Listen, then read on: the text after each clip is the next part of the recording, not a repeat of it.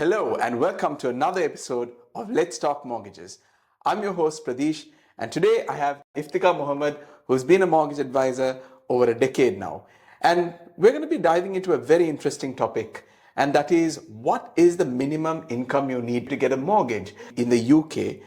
I think this is a question that a lot of the first-time buyers have in their mind. So let's break it down one by one. So Ifti, I'm coming directly to the point. What is the minimum income required for an individual to buy a home in the UK? Good question. A lot of people ask me this all the time. So usually some banks say that you need to have about 20 to 25,000 as a minimum income requirement to get a mortgage. But there are some banks who doesn't have that requirement. So there's no straightforward answer, but as a rule of thumb, 20 to 25 is what the banks would generally expect, but there are exceptions. So I think that's what's the important thing to know. Right. Actually, we had a first-time buyer asking a question the other day. They said that they wanted a loan amount of £400,000. Yeah. So in order for them to get that amount, what should be their income? So Ifti, can you give a rough idea as to how this is calculated or how we can derive a figure for this? Okay, so most lenders, as a rule of thumb, they give about 4.5 times your income, subject to you not having too much financial commitments like loans or credit card balances. They'll give you 4.5 times. But this is what has changed over the last few months. There are lenders who sometimes give you 5 times or 6 times, and there's a new lender who will give you even up to 7 times your income. Of course, to get that, you have to fulfill certain criteria of theirs, but there are options out there. But the best way to look at it is 4.5 times. But like I said, there are exceptions.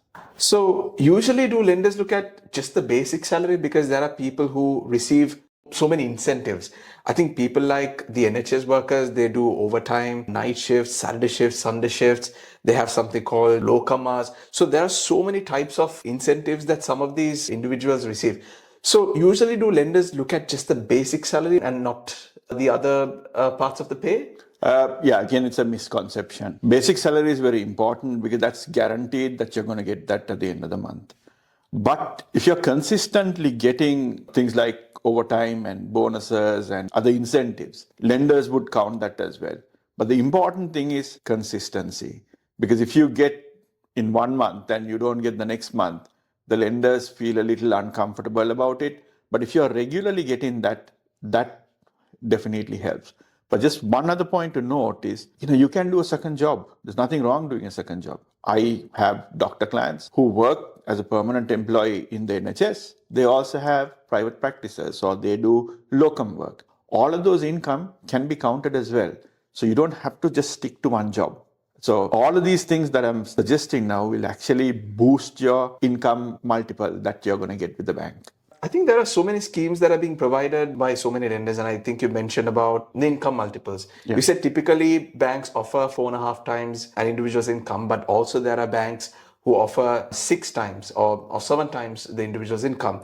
So are there any lenders who offer the maximum possible income multiple for someone who's earning quite low, maybe let's say as low as £20,000, provided they meet certain criteria, like you mentioned before?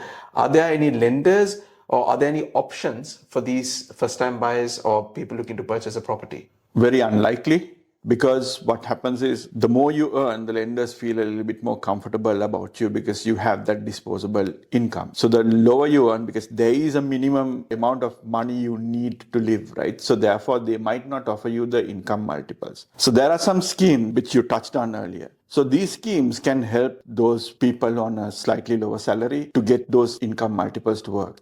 So for example, shared ownership scheme.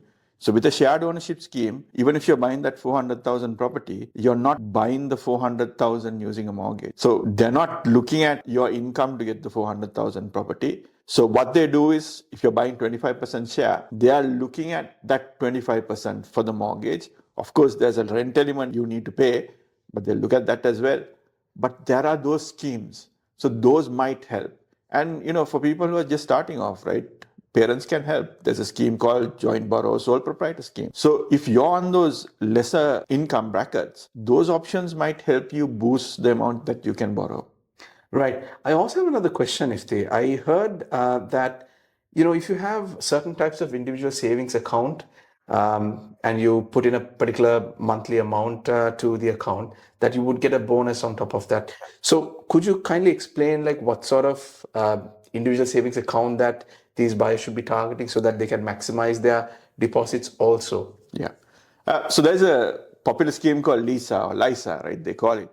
So if you deposit a certain amount, the government tops it up. So if you put something like £4,000, I think the government gives you £1,000 more. So they give you 25% on top of what you've contributed. That helps. Anybody buying a house, I think, should go to this LISA scheme, right? Because that £1,000 is something that you never have, right? And that's something that you are getting from the government. Of course, there are some terms and conditions, but most people can benefit. So if there's two people who are trying to buy a house jointly, that £1,000 into two will make it £2,000, right? And that's a lot of money for a first-time buyer, especially trying to buy a property. Yeah, that's an interesting fact that many of our viewers should know as well, Ifti. Thanks for enlightening them on that. Also, for my last question, what are your top tips for someone who is earning a low income? Because majority of the population would probably be on low income, so they probably will have to follow certain tips and tricks in order to maximize their affordability. So what are your top tips? So if you're on a low income, it does not always help, right? So therefore, I think the first thing you probably want to do is make sure your credit score is squeaky clean, right? That's very, very important because that combination with a lower credit score and a lower salary may not help, right? So that's the first thing. And cut down on your expenses, right? Because that's something that the bank will look at. So because when you talk about things like income multiples, if there's high commitments and high expenses, banks don't like it. So make sure that you don't spend unnecessarily on entertainment and things like that, right? So you probably want to cut down on those things. And also, again, look at some other schemes that's out there, right? Because that will definitely help you. Because sometimes it takes a long time for you to save up that money as the deposit. So schemes like the LISA or the schemes like the shared ownership scheme and certain parts of the country still has help to buy, right? So maybe you might want to look at schemes like that because that will help you get to the property ladder much faster. But one thing that people forget, and people forget this a lot, is in the UK, the biggest contributor towards buying a house is actually the bank of mom and dad. So if you have that option, please make use of it. Again, with the bank of mom and dad, there are different schemes that the banks have, right? So they call it different names, right? So there's different schemes that you have out there.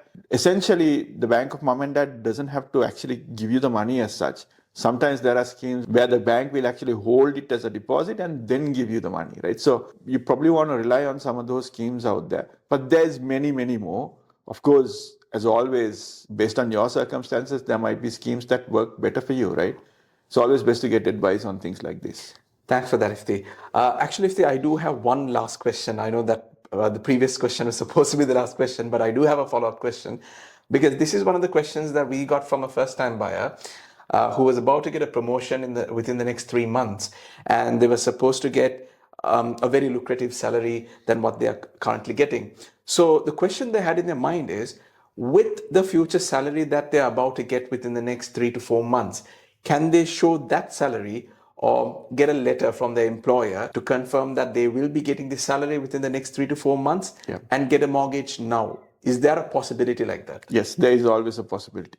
Again, not all lenders will accommodate that, but if you have documentary sort of evidence, right, that your income is going to go up, there'll be a lender who will look at it, right? And some of the high street lenders look at it. The reason why I'm saying high street is generally you end up getting better rates with the high street, right? So there are lenders who will probably look at that.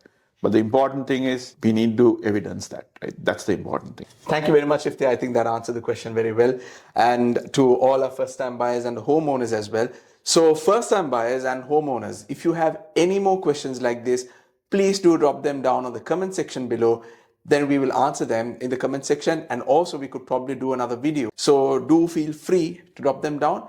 And if you like this video, hit that like button and share this with your friends and families so that they are very well informed too if they're about to purchase their very first dream property. So thank you, Ifti, for enlightening many of our viewers.